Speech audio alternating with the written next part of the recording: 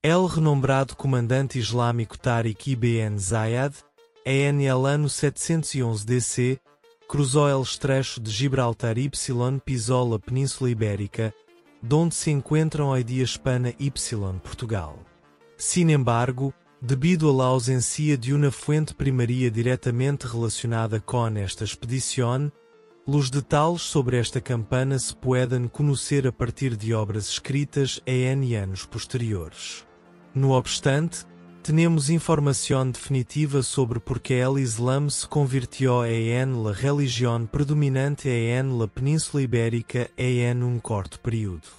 Durante aproximadamente 700 anos, os muçulmanos en la Península Ibérica estuvieron governados por diversas dinastias como os Omeias, os Moros y los Almohades.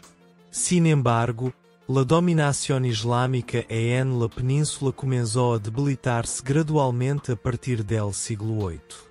Las exitosas campanhas levadas a cabo durante el reinado de Luís, uno de los hijos del rei Franco Carlomagno, cambiaram especialmente el equilíbrio en la península ibérica.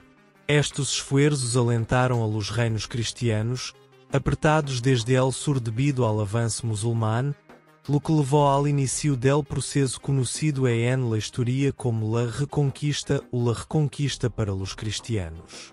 Sin embargo, este cambio no ocorrió de la noche a la mañana, la guerra entre muçulmanos y cristianos continuou durante siglos.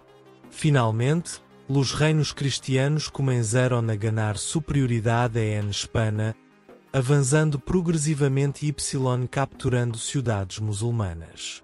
Com la caída de Granada, la última cidade muçulmana restante, em 1492, se completou la Reconquista. Durante este período, mientras la población muçulmana en Espanha era de aproximadamente 400.000, la población cristiana rondava os 7 milhões. Como resultado de batalhas perdidas, migração a outros países, muertes en guerras y convertir-se en blanco de massacres, el número de muçulmanos en la região havia diminuído. Tendo perdido tanto militar como demograficamente, os muçulmanos estavam agora à mercê dos cristãos. Para compreender o destino dos muçulmanos restantes na Espanha, como foram tratados pelos governantes cristãos e se conseguiram preservar suas crenças e culturas, é necessário examinar crônicas escritas a partir do século XVI.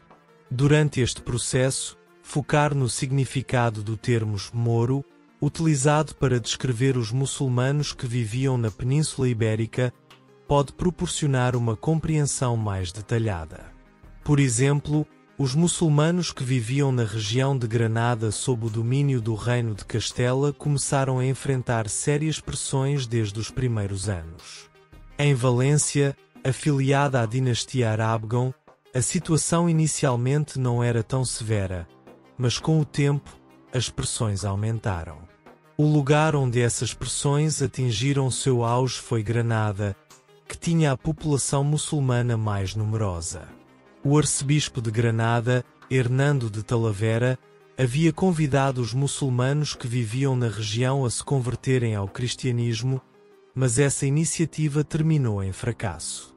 Os muçulmanos não estavam dispostos a abandonar sua fé e exigiam a garantia das liberdades prometidas. O cardeal Cisneros, fervoroso defensor do cristianismo e da Inquisição, decidiu intervir com uma abordagem mais dura. O cardeal Cisneros não foi tão tolerante e moderado quanto o bispo Talavera. Desprezou as liberdades concedidas aos muçulmanos, forçou-os a se converterem e queimou publicamente alguns textos islâmicos. Como resultado dessa opressão, os muçulmanos que viviam em Granada iniciaram uma revolta em 1499, mas ela não foi sufocada até 1501. Após isso, começou uma séria pressão contra os muçulmanos que viviam tanto em Granada quanto em outras cidades da Espanha e Portugal. O acordo que lhes concedera liberdade religiosa ao renderem-se antes da guerra agora era considerado inválido. Quando a revolta foi sufocada em 1501, o Reino de Castela emitiu um chamado aberto aos muçulmanos. Ou aceitavam o cristianismo à força ou abandonavam seus lares e terras. Alguns muçulmanos deixaram suas terras porque não queriam se converter ao cristianismo e emigraram para outros estados islâmicos. Um desses estados foi o Império Otomano sob o governo do sultão Bayezid. Aqueles que ficaram, quer tenham sido forçados a aceitar o cristianismo ou parecessem tê-lo aceitado, tiveram vidas interessantes e desafiadoras. Não eram muçulmanos nem completamente cristãos. Os ocidentais os chamavam de moriscos. Nos primeiros anos, a situação não foi tão severa, tanto em Granada como em outras cidades. Os moriscos, que haviam servido em diversas unidades administrativas durante o domínio islâmico e eram considerados úteis pelos governantes cristãos devido ao seu conhecimento do árabe e familiaridade com a região, ajudaram os governantes cristãos na arrecadação de impostos na região de Granada, que representava uma quinta parte da receita do Reino de Castela. Em troca, levavam vidas pacíficas. Durante esses anos, a alguns foi até permitido praticar abertamente certas tradições islâmicas, como a oração e o jejum. Em sua vida cotidiana, os moriscos não experimentaram muitas mudanças além das práticas religiosas. Vestiam as mesmas roupas, comiam a mesma comida e continuavam a falar e escrever em árabe. A situação geral foi inicialmente semelhante em Valência, que abrigava a segunda maior população muçulmana após Granada. Durante esse período, Valência era governada pela dinastia de Aragão, que, embora politicamente afiliada ao Reino de Castela, era legalmente independente. Isso significava que as regras de conversão obrigatória aplicadas na região de Granada do Reino de Castela inicialmente não se aplicavam aqui. Os muçulmanos nesta região continuaram a praticar abertamente a fé islâmica. Os moriscos e muçulmanos, que haviam vivido nesta região por séculos, conheciam bem a área e eram hábeis na agricultura de acordo com as condições locais. Além disso, os trabalhadores moriscos e muçulmanos estavam dispostos a trabalhar por salários mais baixos que outros. Isso os tornava preferíveis para os senhores cristãos, e muitos senhores no Reino de Valência permitiam que os muçulmanos continuassem vivendo de acordo com suas culturas e crenças.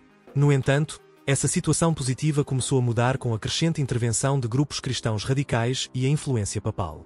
Desde a década de 1520 em diante, a pressão sobre os moriscos, que já existia, aumentou ainda mais. Em regiões onde viviam um certo número de muçulmanos e moriscos, como Granada e Valência, tribunais da Inquisição foram estabelecidos. Esses tribunais conduziam investigações em nome da Igreja Católica, determinando quem era genuinamente cristão. Os moriscos que viviam em cidades pertencentes ao Reino de Castela, como Granada, foram submetidos a uma opressão mais intensa tanto antes quanto depois da Inquisição em comparação com outros. Preservar suas identidades religiosas e culturais foi mais desafiador para eles do que para seus irmãos que viviam em outras regiões da Espanha.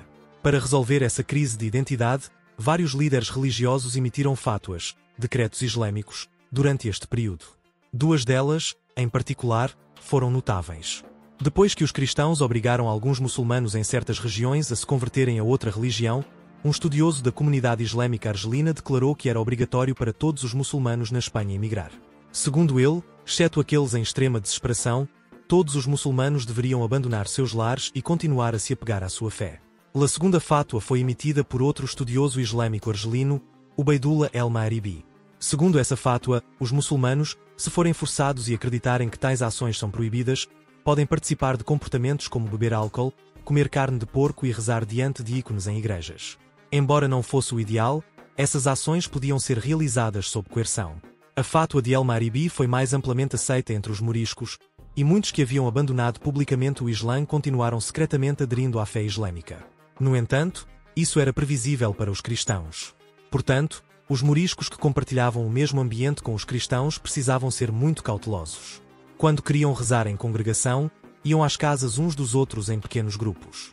Não era possível para eles realizar a oração de sexta-feira. Secretamente, realizavam as orações fúnebres de parentes e amigos falecidos à noite. O jejum durante o Ramadã era relativamente mais fácil do que realizar as orações. No entanto, nos anos seguintes, alguns cristãos, depois de oferecerem refeições aos moriscos que encontravam nas ruas durante o Ramadã, denunciariam aqueles que recusavam a oferta aos tribunais da Inquisição. A apreensão e queima de livros religiosos pelos tribunais da Inquisição levaram a uma privação de conhecimentos islâmicos fundamentais para a geração mais jovem.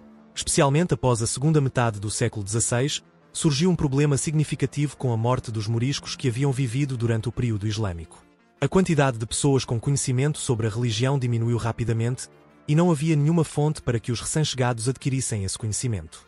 As culturas estavam se erudindo rapidamente, e os recém-nascidos foram criados não com tradições islâmicas, mas com tradições cristãs. Os esforços dos moriscos para preservar suas identidades religiosas e culturais não se limitaram aos nomes. Era obrigatório que as crianças fossem batizadas na igreja.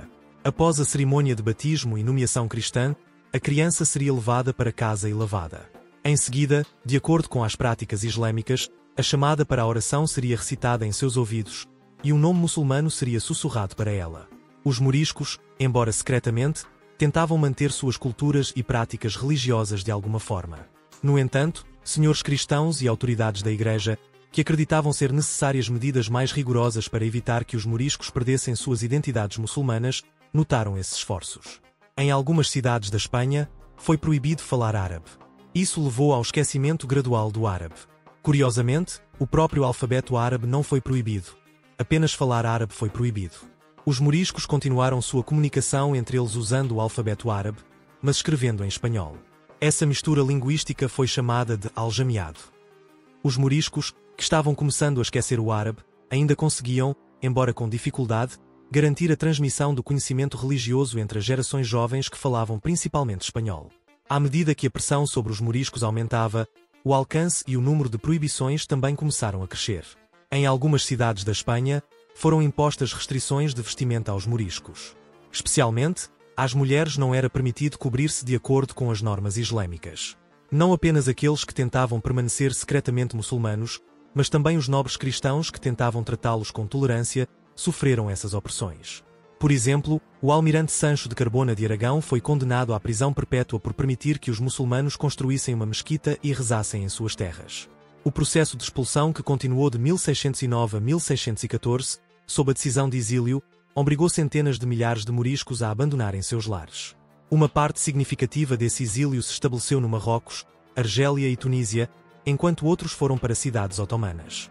O sultão otomano Ahmedi, o rei James da Inglaterra, a rainha regente Maria da França e os governantes de Argélia e Tunísia enviaram cartas solicitando um tratamento justo para os moriscos que chegavam a seus países e sua passagem segura para os territórios otomanos, se necessário.